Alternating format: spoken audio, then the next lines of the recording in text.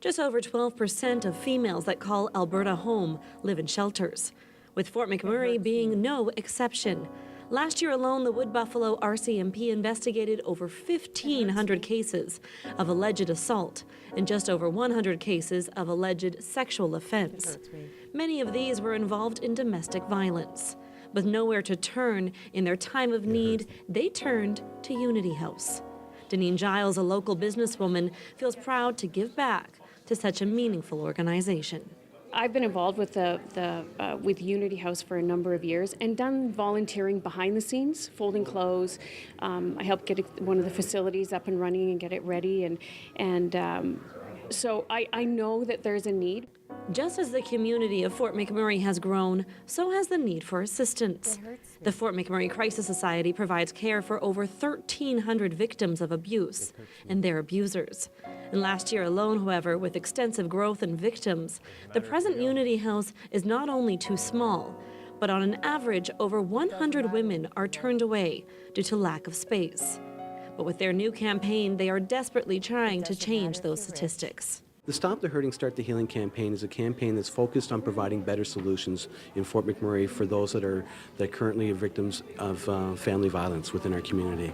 And our hope is to be able to raise $50 million for the development of a new facility that will be able to help those victims. Currently, our Unity House is licensed for 36 beds, and unfortunately, our need is much greater than that.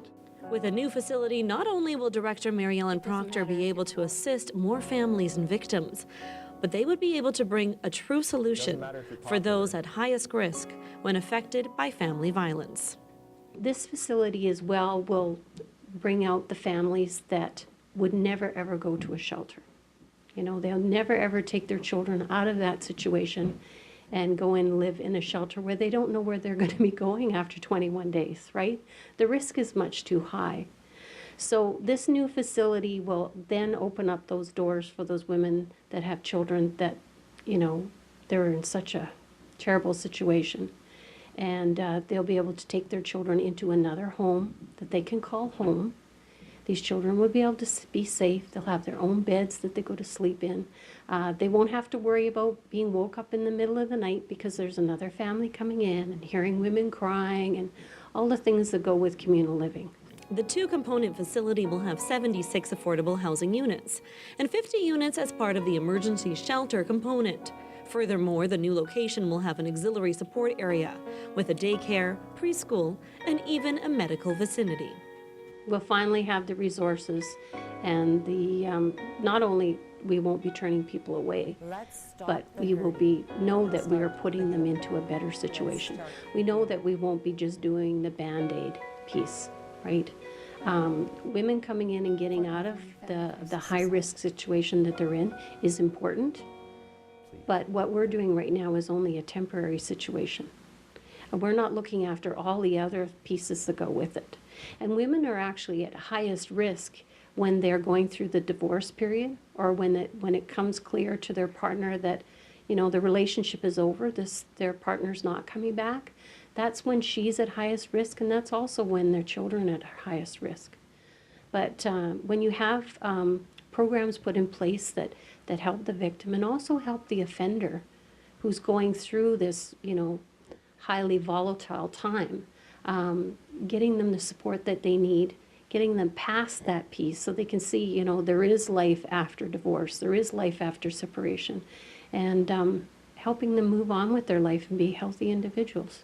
The multifaceted new facility needs to be built on a new piece of land to house the many different options. And like many things in Fort McMurray, cost is clearly a factor. With soaring building and supply costs, the new facility will cost $50 million to create. But for Deneen Giles, there couldn't be a more worthy cause. We arrived here back in 1995 in Fort McMurray to start up North Star Ford, and at that time Unity House had 36 beds for moms and children that are running away in the middle of the night or during the day, and they're in peril and they're in crisis. And today we're 2012 and there's still 36 beds, and to me that's just a tragedy. So there's lots of different and really worthy causes in our community. But right now, this is a really big one for us. There isn't a child alive that actually deserves to feel the chaos and the stress and the worry in the middle of the night. They need a place to go. The owners of North Star Ford have signed on to give the notable cause $75,000. But with much needed funds still required to break ground on the facility, the Family Crisis Center is still in need of your help. It doesn't matter if it's $1. If you can afford a cup of coffee, well, you can afford to contribute to the Fort McMurray Family Crisis Society, right to those big corporations. At FMMFCS.com, with just a click of a button, we can all stop the hurting and start the healing. In Fort McMurray, I'm Bianca Jade for Shaw TV.